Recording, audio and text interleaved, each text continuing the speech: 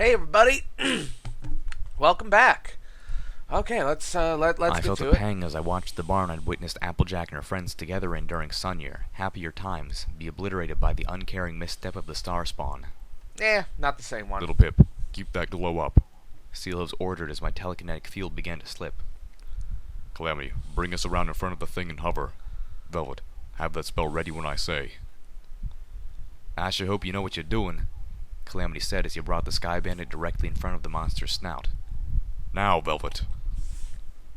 Velvet Remedy focused, unleashing a small bolt of magic that splashed over the head of the creature.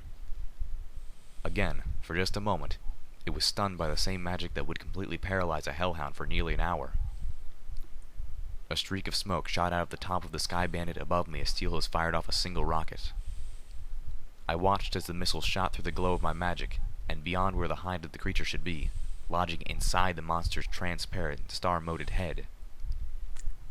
The star spawn let out a howl that tore us from the sky. Calamity fought to regain control before we smashed into the poisoned orchard below. A moment later, the missile detonated, its explosion accompanied by a gut-wrenching, wet, splorchy sound. We hit the ground seconds before the star spawn's body did. I bounced around inside, banging heavily against the benches and metal walls, bursts of pain blossoming throughout my body. The Sky Bandit rolled, crashing through several trees before coming to a stop. Calamity hung limp from the harness.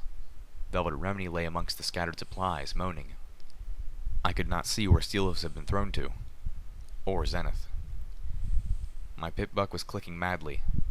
I felt the warm stickiness matting my mane. I reached up with a hoof. My lightest touch brought dizzying pain and shooting lights. And then darkness. The bright spotlight from Steelhooves' helmet found me. Zenith trotted behind him, looking annoyingly unhurt.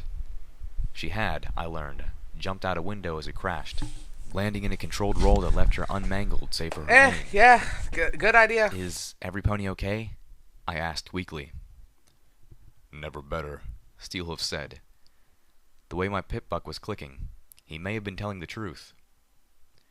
You flew through a tree, Zenith countered. Your back should be broken. Hard to keep down a canterlot ghoul, Steelhooves replied. I got the feeling he enjoyed the way she gasped in near horror, stepping quickly away from him. That's us, I smiled weakly. Full of surprises. I looked to Steelhooves. How did you kill the star spawn? That was amazing. Good question. I'd seen an Ursa once before, back in the war, Steelhooves replied. From your outline, looked like the monsters they turned into weren't too physically different. Just a bit nastier and a lot harder to see. So I fired where the Ursa's eye socket ought to have been and hoped for the best. Calamity had come to with a weary groan. Finding himself hanging upside down in the Sky Bandit's harness, he waved his forelegs, as if hoping to flip the entire passenger wagon back over. It wasn't going to work. Here, let me help, I called out. Did you lose your magically unhooked the ride? harness. Calamity fell onto his back with a thump. Ugh. Velvet Remedy hobbled out of the passenger wagon, dragging our medical supplies with her. I realized we had probably scattered our belongings across 100 yards of irradiated cropland. But that would be a task for the morning. First, we had to get through the night. At least I hadn't lost my weapons. Every pony and zebra gather around, Velvet said politely, dropping her saddle boxes to the ground. Your medical pony is going to patch you all up before we proceed further, while simultaneously managing not to take it as a bad omen that she's having to heal your wounds before you even get inside the stable door. That's a pretty fucking bad omen, Hold up right actually. there, ponies, a voice ordered from the darkness. 2 helmet spotlights pinned the group of us. The 2 steel rangers who had survived the star spawn battle were moving towards us, weapons pointed, and the light from their EFS visors letting me know they had their targeting spells locked onto us. Oh wow, came a sweet mare's voice from the second suit. Look, it's Elder Steelhooves. Star Paladin Steelhooves, the other corrected swiftly. And keep your weapon locked on him, Night Strawberry Lemonade. That one turned to face our ghoul companion. We have specific orders to send you on your way. You will not interfere with this operation. That was awesome, Steelhooves, sir. the younger knight gushed, turning off her EFS. How'd you kill that thing? Knight Lemonade. The older Steel Ranger turned with a growl. You will bring your EFS back up and lock onto your targets. Do you even realize which stable you're attacking? Steelhooves asked evenly.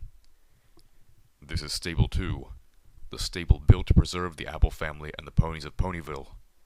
This is the Apple family's farm. That barn had been the barn that the mayor of the Ministry of Wartime Technology, Applejack herself, had grown up in. That stable holds her kin. You are attacking the family of the Ministry Mayor of Wartime Technology. It is you who should leave. In utter shame. We have our orders, as do you. You're not my commanding officer, Paladin. Nor is Elder Blueberry Saber. Steelhooves stood his ground. And even if you were, these orders are wrong. This operation is a disgrace, and any pony involved in it does not deserve the title of Steel Ranger. The orders I'm giving you come from Elder Cottage Cheese himself. You are to leave at once, and take your tribal friends with you. The Paladin turned to the knight once. And you bring up your eyes forward, Sparkle, and lock on target. That is an order. Sir? Knight Strawberry Lemonade faltered. Star Paladin Steelhooves is right. This operation is wrong. The Paladin turned to face the knight, a back-mounted light machine gun swiveling to lock onto her now. You will bring up your Sparkle and lock on target, or you will be facing a court-martial for disloyalty before the sun sets. The Paladin growled. Do I make my... Blam. The Paladin fell. I knew it was coming! Forming black zeros in his armored helmet. Knight Strawberry Lemonade backed up in shock. The rest of us turned to Calamity. What? I gave Diplomacy a chance. He obviously wasn't about to join the good guys. Velvet Remedy's horn glowed softly as she did her best to heal the gash on the back of my head without binding my whole face in bandages. Fortunately, she said it looked and felt far worse than it actually was. Elder Cottage Cheese is dying, Knight Strawberry Lemonade said, filling Steelhooves in as best as she could. I mean, I know he's been dying forever, but just this last month, not even the medical bed seems to be helping anymore. He's focused on taking Stable 29 before he dies. That's where he is, with Star Paladin Crossroads. He invited Elder Blueberry Saber to lead the acquisition of Stable 2, along with Star Paladin Nova Rage. Of course he did, Steelhooves commented. Star Paladin Crossroads has pushed for me to become an elder. She has the same sentiments that I do. Cottage must have known there was no way Cross would agree to taking Stable 2. He stomped. Star Paladin Nova Rage, on the other hoof, is an MWT traditionalist, just like Elder Blueberry Saber. Calamity wiggled his left wing. It had suffered injury in the crash, and now Velvet had mummified it in bandages. Reckon this cottage fella wants the Crusader in Stable 29? Live forever inside that machine. But that's insane, I asserted. The Crusader can take an imprint, a copy of a pony's mind, but it's not like the pony actually becomes part of the machine. Cottage Cheese would still be just as dead when he died. Unless, Velvet Remedy suggested, he thought he could actually put himself into it, mind and soul. It took me a moment to realize what she was thinking of. A soul jar. Blackwing's talent group had been hunting for information on the Black Book for some pony. Now, I suspected I knew who. If a soul jar could be made out of anything, why not a Crusader?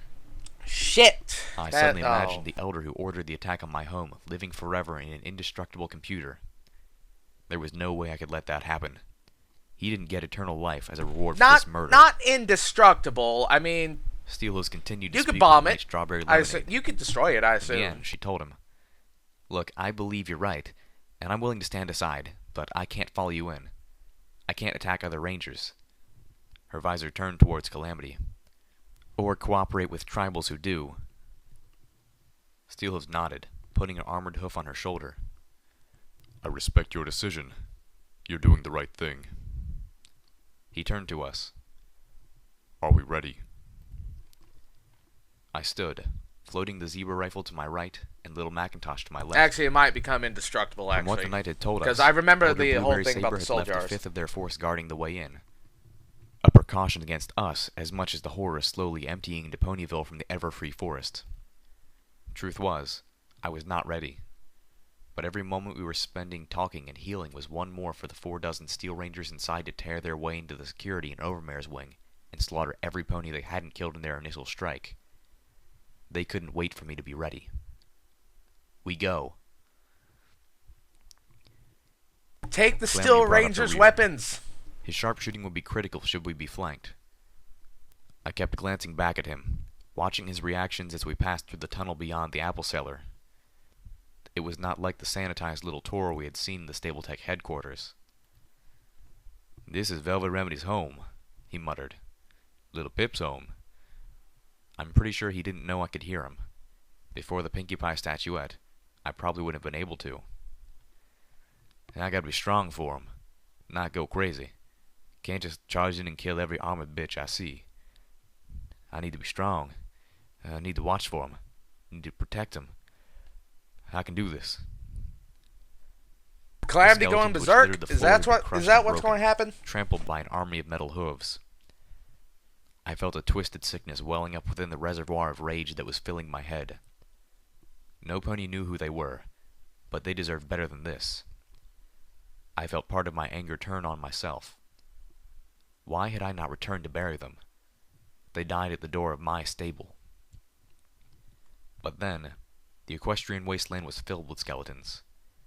I hadn't treated any of the others any better. Not even the skeletons of Apple Bloom or Pinkie Pie. But at least I hadn't defiled them. I hadn't smashed them under hoof without even caring. The door to Stable 2 was wide open.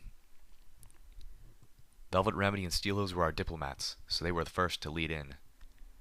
I wanted our Steel Ranger to have a shot at wooing any of the Rangers before we had to shoot. So Velvet was the first to step back into the place that had once been our home. She stopped with a painful gasp. I galloped up to meet her. The entrance room was as gray as the maintenance areas of Stable 2 had always been, but now there was a cacophony of color splashed all over it. The pretty colors of pastel-coated ponies lay in pools and sprays of darkening crimson. The Overmare had sent half a dozen ponies to greet whoever was coming in. Only 2 of them, stable security guards, were armed. The others had come bearing only hopes of friendship. Scattered near the open muzzle of a magenta-coated young mare was a bouquet of flowers, a welcoming gift. The white flower petals were stained red, and the Steel Rangers had gunned them down. The pony in my head stood teetering on the edge of a great, dark spiral. A bath covered with bones that led forever downward into blackness. The currents of my rage pulled her towards it, a tidal force of crimson pouring into the abyss. I pulled her back, and my rage shattered. The horror and sorrow and hurt that had been building up just I just flooded in. want Doom Pip. I collapsed to my knees, sobbing openly. Just go Doom Guy on him. Come That's on, it. I want it. I heard Calamity say. He sounded so very far away. Fuck diplomacy. Any pony who was part of this, who even stood by and watched, is a dead pony. I realized I recognized the yellow-coated mare who lay disemboweled in the corner. But I couldn't remember when I'd met her, or what her name was. And that made it so much worse. Why couldn't I remember her name? She deserved to have her name remembered. She deserved to be alive. Is this a character that was actually named K-Cat? Because if so, that's fucking brilliant. Because you name it in the first chapter, and then we never see her again, we never think about her again, we never even remember her name, because, like, she was just a character in the first chapter. Now we come back, she's dead, and neither Little Pip nor us remember her name. I swear, if this was an actual character in the first chapter that was named, this scene would be fucking brilliant. I'm going to have to go back and read that. Fuck. Velvet Remedy, her own face wet with tears, trotted up and wrapped her forelegs about me, pulling me into an embrace as I heaved and sputtered and wept wretchedly against her coat and armor. Little Pip has been strong long enough, I heard her say. This is my home too. I'll take it from here. Calamity, Zenith, and I formed our stealth team. As soon as I could quiet myself and move again, Velvet Remedy had sent the three of us ahead. We were no longer looking to negotiate unless they offered the white flag first. Instead, we would strike first, fast, and with finality. The first Steel Ranger whom I pumped full of bullets from the Zebra rifle died in agony, screaming as his internal organs burst into flame, cooking him from the inside out. I didn't feel any remorse, no sympathy, nor did I feel glee, or even a grim satisfaction. Is it bad that I'm just smiling like a crazy person, like, yes? The act was necessary and right, and beyond that had no more emotional impact than brushing my teeth. I no longer even felt a twinge of revulsion for what Spike had done defending his own home.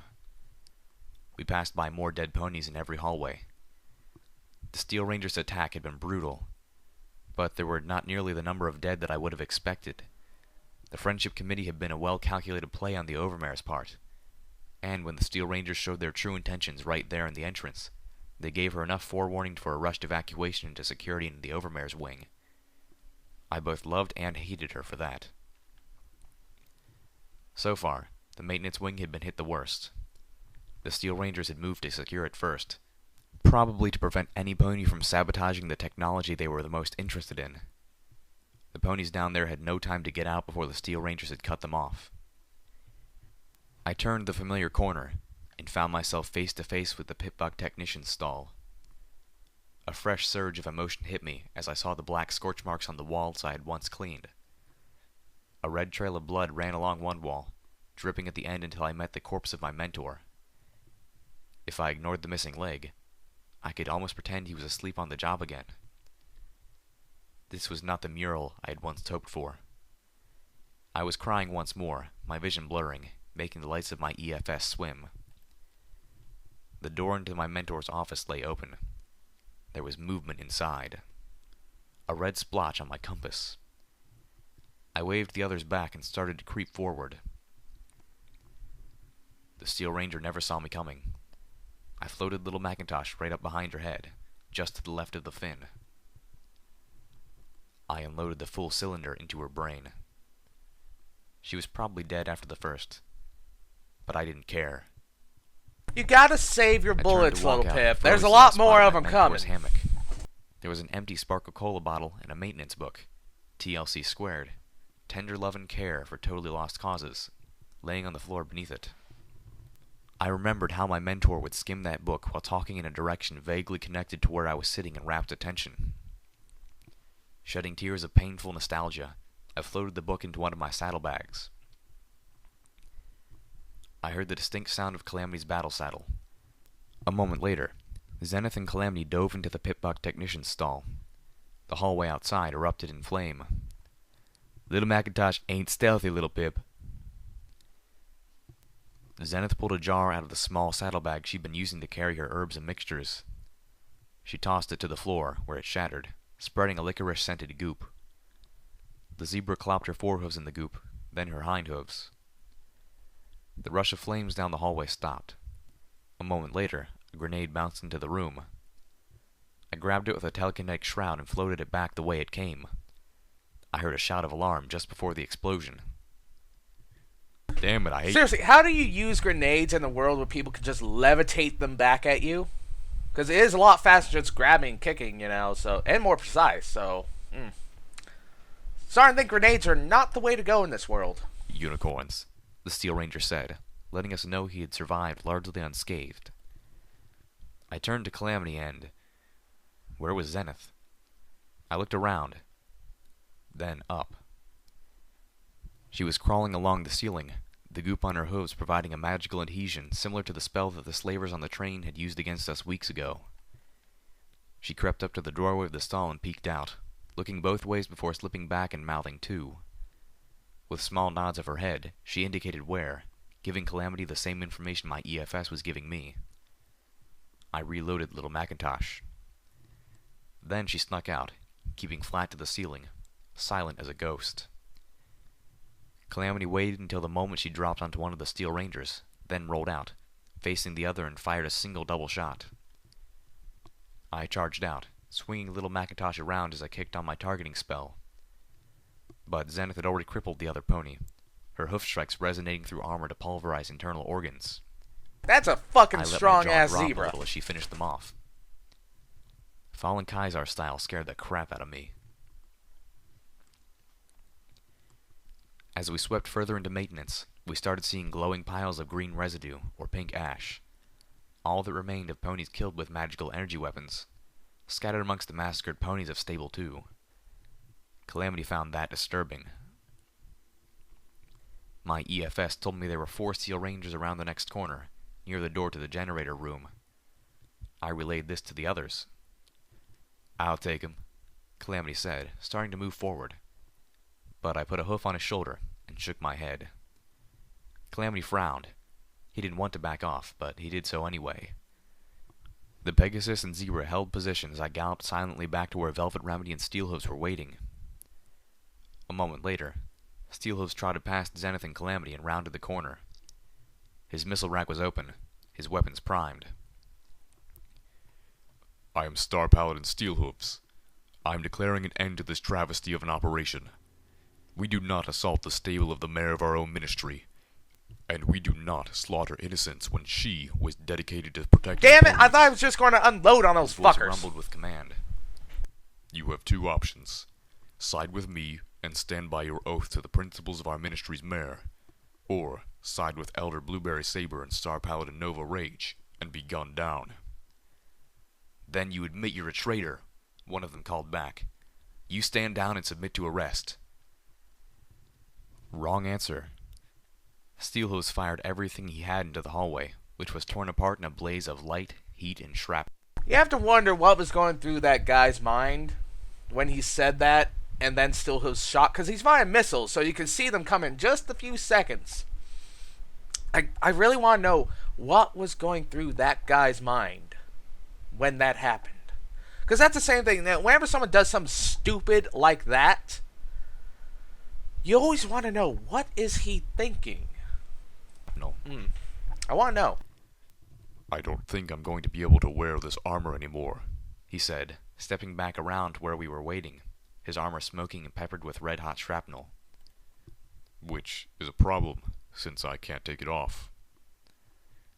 "Honestly," Calamity said with a grin, "you never looked finer."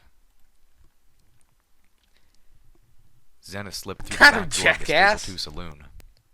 I followed close behind, getting a surprisingly pleasant eyeful of the zebra mare's hindquarters. Not I the found myself time, cursing the little slavers Pip. who had scarred it so. The back of the saloon was a darkened kitchen. Well, darkened until Pyrolite flew in and landed on one of the pots sitting on a stove. The Balefire Phoenix had almost returned to normal, but was still shedding off enough energy to glow like a torch. Mr. and Mrs. Sparkle Cider were dumped in a corner, their bodies bleeding onto each other. Mr. Sparkle Cider had always given me free ice cream when I was younger. Well, until he caught me lockpicking his wine cabinet. His wife was one of my mother's friends. Mrs. Sparkle Cider's hindhoof was caught on the door of the walk-in freezer, propping it open. All the ice cream inside was slowly melting, swirling in pools with the sherbet on the floor. I felt an uncontrollable rage sweep over the numbness. My heart was pounding in my breast. "It's clear," Zenith whispered, looking out into the saloon itself.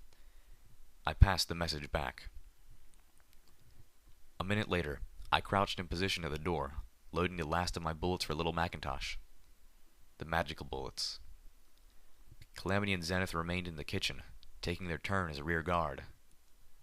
Steelhooves stood in the saloon, looking out of place amongst the rich pseudo-wood decor.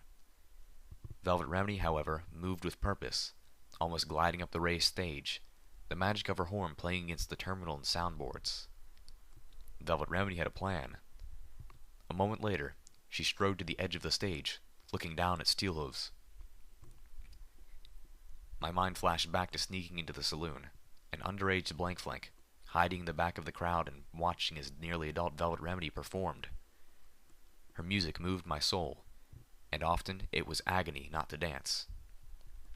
"Ready," she said, and her horn flared. "Attention, Steel Rangers," Steelhooves began. His voice boomed throughout all of the stable. Velvet Remedy had commandeered the public address system.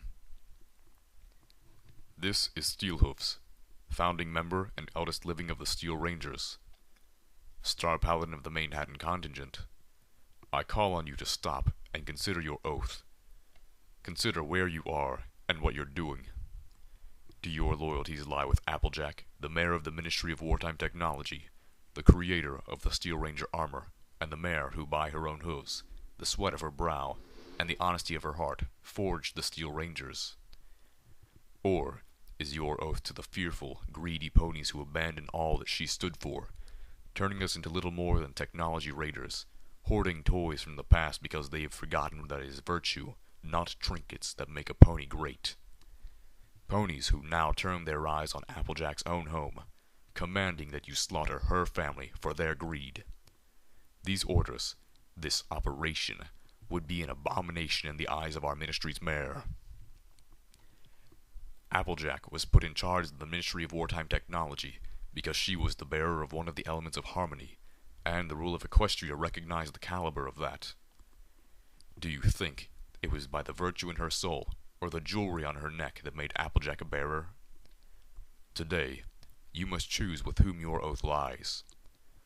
Surrender this ignominious goal, and join by my side, reaffirming your oath to the protection of the citizens of Equestria, just as Applejack dedicated her life to.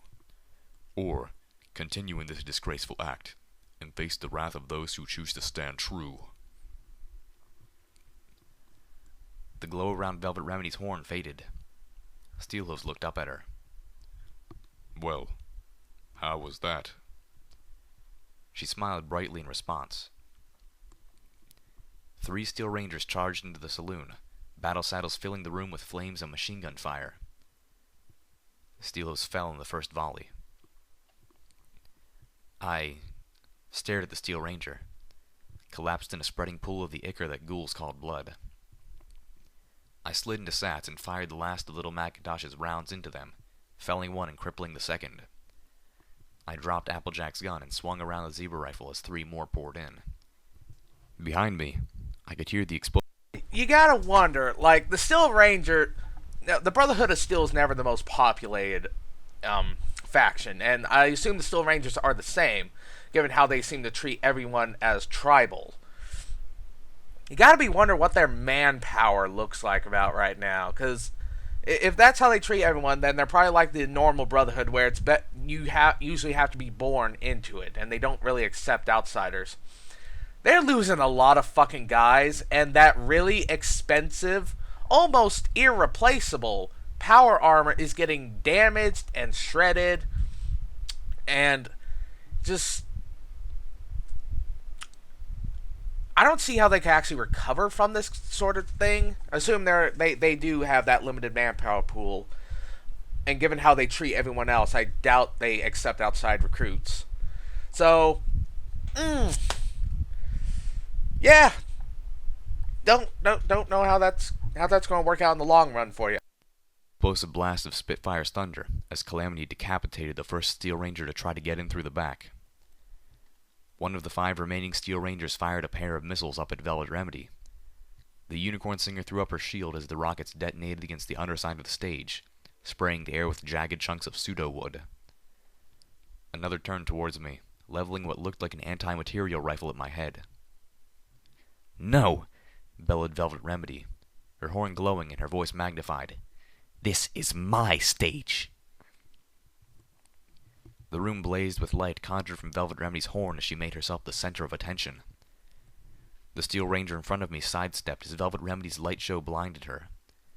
The distraction gave me enough time to fire a burst from the zebra rifle, 1 bullet tearing through the visor of my opponent.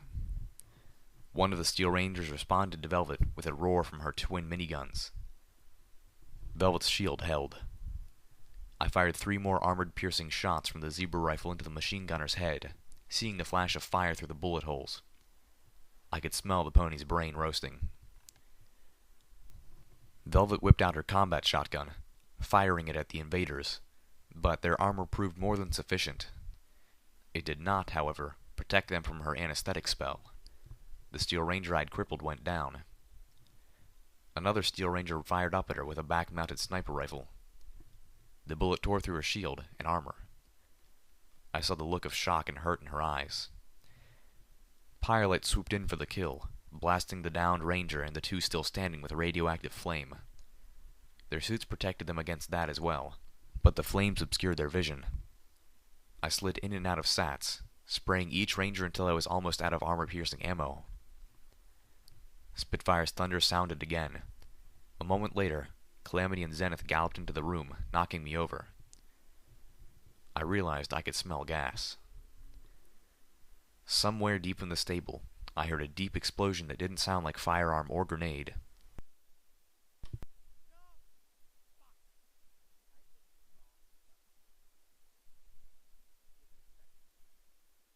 Okay, I'm back to where we were. Ooh, that's where we're going to end it. And God, again, they're probably not the most populated organization around, and you're okay, here's the thing. I think it's going to be all right.